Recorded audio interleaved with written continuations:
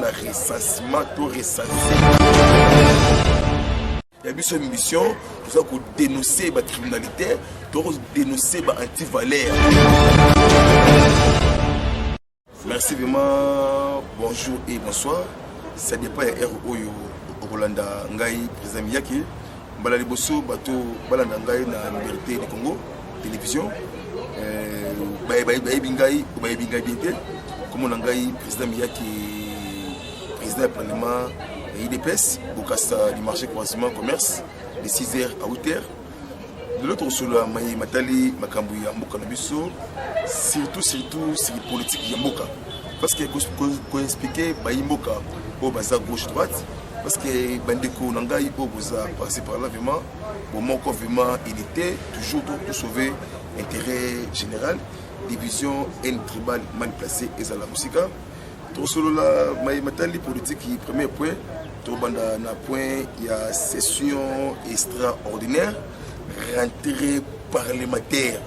Donc, tension et agitation des bandats politiques. Parce que nous avons des politiques parce que Kabila a désigné pour détruire la RDC, complicité avec les pays voisins. Parce que les Oyo, ils ont une session extraordinaire. Les deux chambres à Sangani, Papa Nabiso, Christopher Mbosso, Kodia, Ouazana Aji à 78 ans. Na papa ya Sénat va être le beau parce que la carte ya assemblée on a ici plus de 122 députés rwandais au bazana carte donc bangonde baza ba chef de groupe armé bangonde bazo financer ba groupe rebelle pour na kosala ba massacre au jour na population congolais batou ya copier biso ba richesse ba minerais qui dans les pays voisins, même au sein, il y a Sénat, il y a des criminels, parce que le lot Christopher Ngoyi, parce que le problème, il y a réforme électorale, il y a 5 ans, il y a CLC, la catholique, il y a pression, parce que il y a des mafieux, il y a des multinationaux, il y a STRDC, il y a financer la guerre, il y a piller et tout le cas vraiment en bloc, il y a des minerais, il y a des bisous, il y a des peuples congolais. Et là, on est passé à Sikoyo, parce que Christopher Mbosso Kodia, a lobby en Lelo a bombité, parce que a bengi ba confession religieuse et société civile, ba représenter Moutoumoko na Sénat pour la réforme électorale. L'idée, papa n'a vu ça, parce que Bayet Likwebo a lobby boy. Parce que Michel Sama Lokonde Kenge, parce que a demandé à former rapidement son gouvernement. Parce que bientôt mis à place il y a gouvernement. On est nous le Nangaï, au Moko, l'Union fait la force, un tribal mal placé, et la musique, tout son gars chef de l'État, derrière Mokondi Mboka. Mboka Oyo et Outi Moussika, et puis même les boulot les ténébreux. Tout ça, Moïse Katumbi a dit qu'il s'opposait. Il y a un poste, il y a demandé qu'il poste, il y a ministre intérieur. En tout cas, Atikambo, le Rwanda, parce que le poste régalien revient toujours au chef de l'État. Donc, partage de Rosarate. Le Rwanda, Sama Michel Kenge, le Condé, ils ont toujours conformé rapidement au gouvernement mis en place. Parce que Mboka vraiment, ils ont la crise. Pourquoi? Parce que le président a bloqué vraiment Mbongo de Soumoye Bim Awa. Ils ont été depuis sa confesse dans Tata Ekolo Mboka. Mboka n'a changé Awa Kalamigité. Je vous assure, vous, Kalamig a été évelé dans la fenêtre. On est là qui point le Sénat. Puis il y a un point, il y a Tanganyika et Kalemi. Pourquoi Zoé Azobo a s'adhérer à la vision de la chef de l'État dans l'Union sacrée? Parce que les politiques, dans l'élection, il y a des gouverneurs nationaux et professionnels. Parce que bon, c'est le couple de Bango, Zoé Kabila, Abima gouverneur, il y a Tanganyika. Il y a Tanganyika, parce qu'ils allaient les mots stratégiques. Les mots stratégiques pour nous couiller des minéraux. Vous voyez qu'il y a 500 tonnes de minéraux de Chikoloboué, plus de 15 bains oui, mec, dans le pays voisin, bravo le service de la sécurité, au vraiment bloqué tous les minéraux dans le peuple congolais. Parce qu'ils auraient recevoir délégation et chef de l'État. Au Bakitaki na Tanganyika na Kalemi, à Boyango. Parce qu'ils auraient un dernier avertissement dans Tanganyika. Parce qu'ils auraient coopéré avec les groupes armés. Parce que les communistes de Kawasikoyo. Parce que déjà Zoé a déjà à Longwe. Vous venez à Tanganyika. Pourquoi Zoé à Longwe? C'est 25 députés, 20 députés qui s'adhérer à la vision du chef de l'État. Parce que les 5 députés, déjà motion de défiance pour nous destituer Zoé pour les Kanambe. Qui ne m'a pas dit que nous sommes milliardaires. Donc Zoé a lancé un message dans Kalemi. Parce que Zoé a comme explicité les étrangers où il y a Tanganyika. Bon, selon Zoé, où Batouana exercer commerce, il y a le Congolais. Non, c'est faux.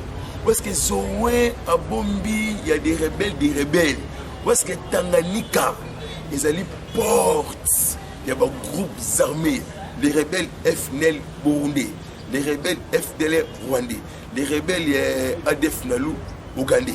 Parce que les pays vont être tout wana, former des groupes armés, parce que la massacre, puis parce que Zoé a dit le département d'État américain, dans le Congo, il y a Johnny Goldfrey, c'est-à-dire coordonnateur intérim.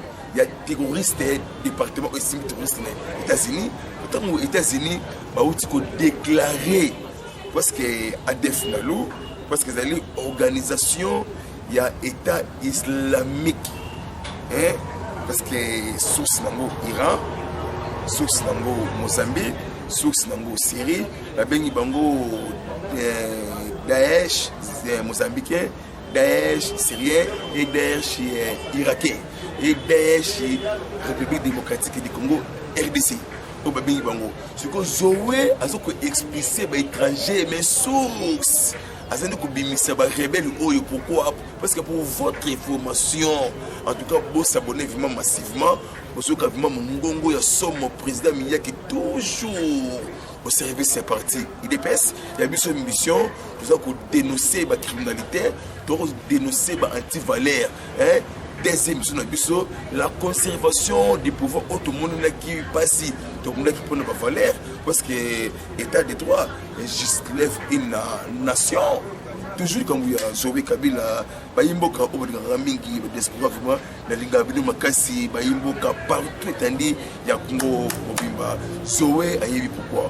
Parce que le département d'État américain, Pentagone, l'administration Biden, doit basangani comme un seul homme pour sauver l'intérêt américain dans le RDC, pour sauver encore la population congolaise bantou.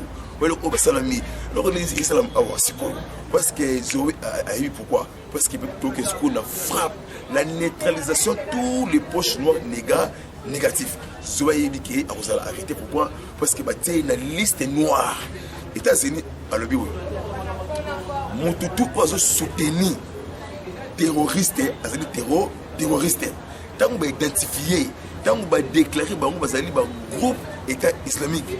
Pourquoi Hippolyte Kanambe y a Bakazemberembe toilé? Pourquoi quitter le Bumbashi et na le professeur qui Salobi dimanche? Parce que Kabila c'est fini. Dans la prison ciel ouvert. Ciel ouvert. Parce que Kabila a un moment très très difficile. A subi conséquences. Makambasala qui bise pour la population congolaise. Tant que le président na 2000 et transition comme le président qui pouvoir sous pression, il y a population, la sous pression, il y a États-Unis de Kabila tika le pouvoir. Kabila zali awa. Pourquoi Kabila zali awa? Parce que États-Unis va aussi réveiller Joseph Kabila et Hippolyte Kanambe na radar. Donc on a drone d'assaut, drone de canon, drone intelligence au cas où Mukamata au Mubambe. C'est quoi le message à ça? Parce que déjà, les États-Unis ont dévasté ONU. Parce que les Nations Unies, les alliés, organes, il y a pas de Kelemba. Où il y a l'uranium, où il y a tungstène, où il y a manganèse, où il y a coltan, où il y a colbate. Monsieur Bango, Yangoana. mais États-Unis RDC va dévancer Nations Unies. Ce que les Africains bientôt à s'engager côté de l'armée loyaliste de FARDC, la nettoyation avec les bombardiers américains. Oui, ça l'a awa. Ce que dans mon tata école yamboka, azalama yé le belé désigné pour sauver encore l'intérêt général. Il y a un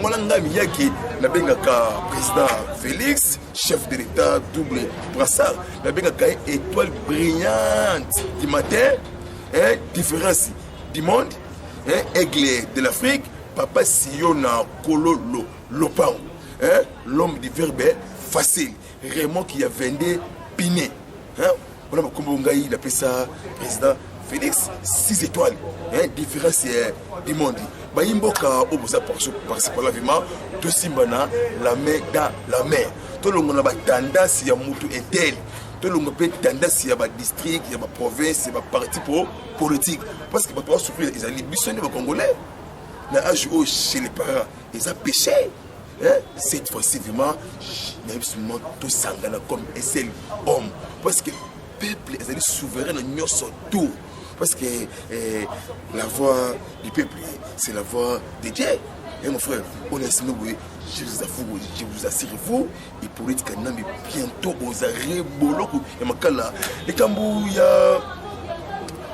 y a procès, il y a présumé, il y a détournement, il y a fonds alloués pour la gratuité en cinéma.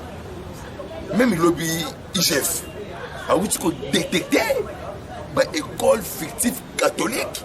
IGF détecté plus de 9000 écoles fictives, 2000 diocèses fictifs. En tout cas, vraiment, c'est grave. Namboka Oyo, nous avons des sangoté, nous avons des anti-valeurs, des terroristes économiques. Nous avons des sangoté. Biso tokofinga mutu te toko dénoncer bino élection oui mais avant élection recensement va recenser la population congolaise tous les territoires nationaux to eba nani congolais nani étranger lokola oni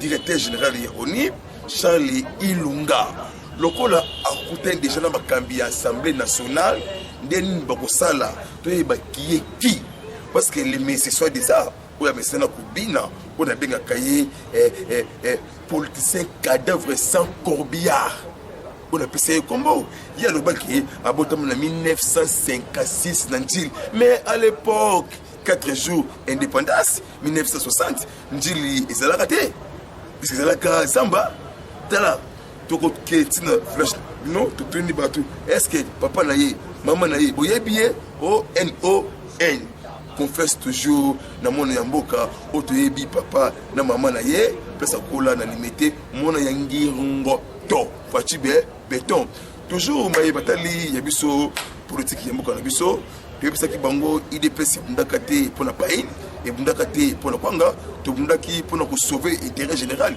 parce que IDPS bundaka te pour s'enrichir bundaka des peuples congolais à se retrouver biyango les peuples d'abord la carte STA RDC le monsieur appelé Charles Samatama, c'est un Rwandais, qui a déserté en 2021 dans l'armée loyaliste FARDC. A confirmé le Awa, le Tongo, Azali côté, il y a colonel Michel Urokunda Makaniki, c'est un Rwandais, qui a déserté qui dans l'armée congolaise en 2019. Parce qu'on a au plateau de Minembwe, coalition rwandophone. Parce que plusieurs officiers rwandais, colonels, majors, généraux, qui ont armée, quitté l'armée en brousse. Qu'est-ce qu'on a soutenu les armées pour attaquer la population congolaise? Guerre est une guerre. Ils ont complot contre la République démocratique du Congo, Rwanda, Ouganda, Tanzanie, Burundi, Zambie, pour traquer nous, la Congolaise, chaque jour, richesse de la population congolaise, avec effectivement, Makambu, toujours dans STA RDC, armée loyaliste a outil pour récupérer la localité à Bukombo. na territoire ya Nord Kivu na province ya Rutshuru. 17 ans après armée Suyango, il y a des rebelles rwandais, des rebelles burundais, pour copier biso matière première minéraux. Yambo biso, bravo vraiment l'armée congolaise, toujours SRDC, FARDC vraiment bravo vraiment, tout ça la prière vraiment, bolonga vraiment makambo vraiment, la paix, sécurité, développement bien bientôt. Toujours dans est il y a RDC. FARDC vraiment, en tout cas vraiment azobunda pour la mboka naye qui me kota à sécuriser territoire national parce que FARDC a aussi récupéré sous Rwenzori. Rwenzori dans le village il y a Similiki donc à récupérer il y a yango parce que on a vu nous calamité parce que John Balden a bombé yango parce que tant que tu peux retirer licence il y a Dan Gerler ami ya Kabila c'est un chef. Parce que l'administration Trump, Dan Gerler a exploité biso minéraux de chicoloboué, bois vert et bois rouge et bois blé, bois noir, pétrole, lac Albert. Donc chaque année, l'époque il y a politique plus de 50 000 barils de pétrole. Parce que lac Albert. Complicité à l'époque Makabila et complicité ancien gouverneur au Katanga Moïse Katumbi a un problème sérieux parce que Kombo Naye et Zolobama Makas na département d'État américain servant il y a iranium ou il y a Shinkolo Boué comme ça Kolobama papa Moïse toko pesa yote ministère ya intérieur au kozo yango te parce que ezali ezala beaucoup ya mukonzi ya mboka. Parce que quand on sort l'élection, il faut contrôler tous les gouverneurs provinciaux, toutes les frontières, tout contrôler en gros. Tout ça, le ressassement. Mobutu Maréchali, Abima Kamboka, en 1907, a Tikabiso na carte pour soutenir. Il y a 3 pièces, il y a Verwana.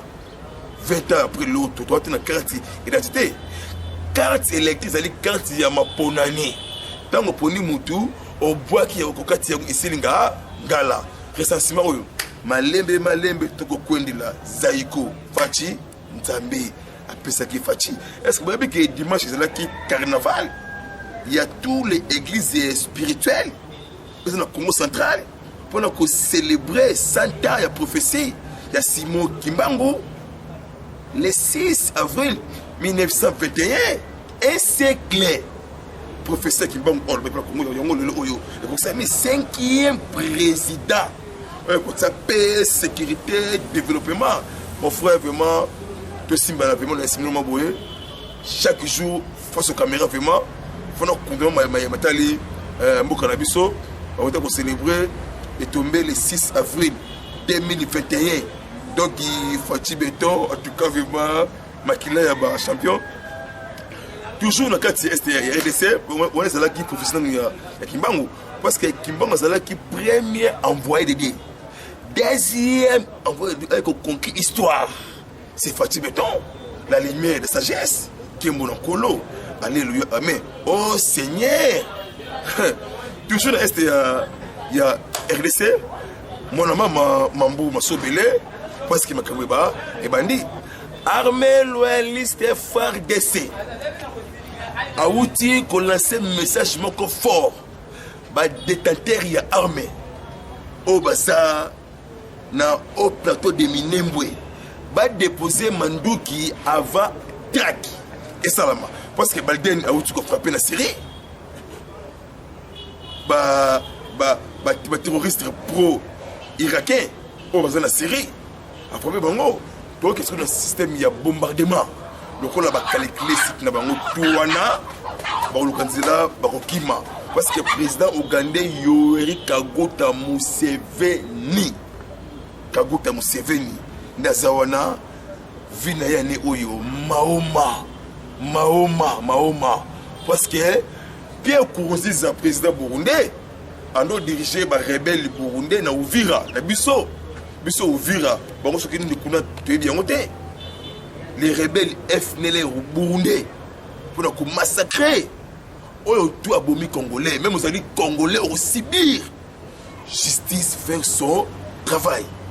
Bande gouvernement tout simba na loboko na loboko mais lelo baeti ya balukwe pas la biso lelo auti ko saluer misala ya IGF lutte contre la corruption hein est-ce que vous pouvez découvrir puis et report mon clandestin na RDC ba vieux kitakawana et puis si ba rebelle manduki et songi na matière précieuse hein ou ba bengi minéraux et qui na yango na singi de bande confinement tout quand yoka yoka tout peut ça mokonzi mboka confiance bientôt mise en place il y a gouvernement historique gouvernement ya ba guerrier et que ça la musala vraiment guerrier ya ngai na yo surtout social sécurité gratuité enseignement bonne gouvernance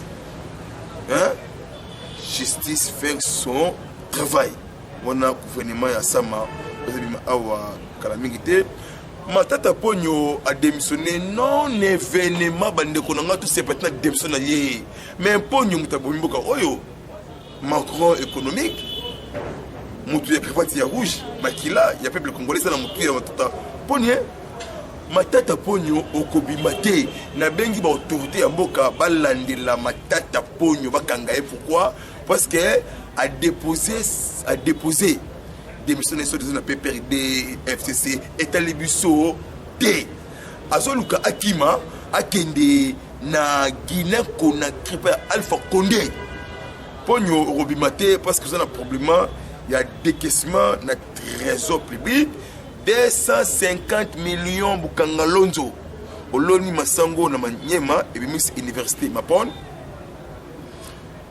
400 millions décaissés na Banque mondiale au sommet ba locomotif il y a SNCC mbongo na poche 50 millions dollars américains décaissés trésor public fibre optique au sommet pirate 190 millions pour construire 1000 écoles chaque année. Complicité na yango Kimbuta. École moko isalamate. 190 millions pour construire chaque année. Un stade municipal. Inachevé isalamate. En tout cas pour nous, au Robimate, les sukolo ya les. Pour l'andela bino tina mukokoli. Au sein de Bukanga Lonzo, awa Masoko Gelese ba Burundais, ba Rwandais, ba Ougandais, Tanzaniens. Tel le président qui a relancé Bukanga Lonzo et produit 6000 tonnes de maïs. Bravo chef de l'État. Nzambe wani abatela yo. Et le bata batmandu pangeme. Hein? Pangi na mono. Papangi ya luzolo beto telema to simana kisalo meba mebanda. On a ici bande koboye. Yoka de plus sa confiance à Fomuya. Voilà. Nasuki na mukonzi ya mboka auti kuyamba empereur un grand chef coutumier. Hein, oyo président a subi l'élection panaye. Il y a village ya Lunda. Hein, village ya Bakat Momwaki. Bakutana ki ayekotsa soutien et pas ya chef de l'État. Fatih Béton, la lumière, la sagesse, étoile brillante du matin, et ça qu'on brûle vraiment. Bande konanga trop sale la recensement, tout recensé, mutu tout endémiré recensement. En tout cas vraiment tout simbana la main dans la main. Bayati le kwebo après que nous continuons mboka samedi avant session écoute le lundi. Le quoi bayati a outil ko dévoiler et belé parce que le problème il y a réforme et Sénat mais parce que le problème il y a dette il y a levé papier Mikombe et les démons Mwamba Alexis atika nyongo moko na Sénat hein na il a monté à 14 millions de dollars à américains ndé IGF abisko to fongola enquête moko sérieuse. En tout cas, Bandeko, plus de la CACA, mise en place le gouvernement, le 25 mars, verdict ils sont tombés pour na Yibi, ya gratuité cinéma lokola ba ministère ba avocat ya ministère public basengi déjà proposer 20 ans de travaux fonciers ndenge moko na levé vitalo ya ba caméra ya ba luaka ningile ni king.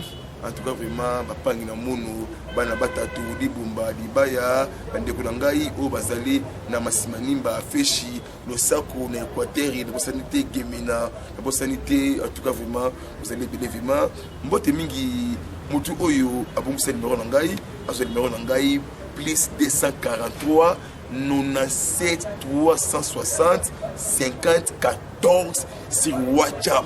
Toujours ngami yaki na kowelela te na service ya IDPS service ya mboka na ngai ko dénoncer ata moninga zui poste na kolenga te kaka bravo nzambe simba ye akende liboso na kolenga te bikinga pe na kozwa vraiment na sengi na mokonzi ya mboka vraiment a créé na cabinet na ye cellule ya communication ya ba communicateur ya IDPS bango ndi basa na monopole pouvoir ba sangisa peuple congolais parce que ba conseiller ya mboka ba travailler te parce que caler message du président et comment pas le président. En tout cas vraiment il faut pas créer ils sont bien vivant parce que communication et polité ça niveau par niveau monsieur dans les médias monsieur dans les parlementaires debout devant la population congolaise. Moi je suis papa Gabi qui parle à Londres la possibilité mbemba de Paris yo yave mon conseiller vraiment Zambie vraiment abattu na yo ndeko nanga Alvin aux États-Unis la possibilité Edison mobali ya mama Pauline na niveau aux États-Unis les Timba Timbos maman le qui vraiment couple Lokito maman le qui vraiment dans Londres vraiment en tout cas levé Paolo qui pousse de Bundes international et longwa poste mauvais mais et longwa déjà en tout cas vraiment voyage na Kenya awa bientôt kitoko venanga Lopez ça déjà à la mabele à la Congo central pour na misala na yebima elika bien vraiment ba yimboka vraiment to simba na on est bisi no boye kitoko chitunga wo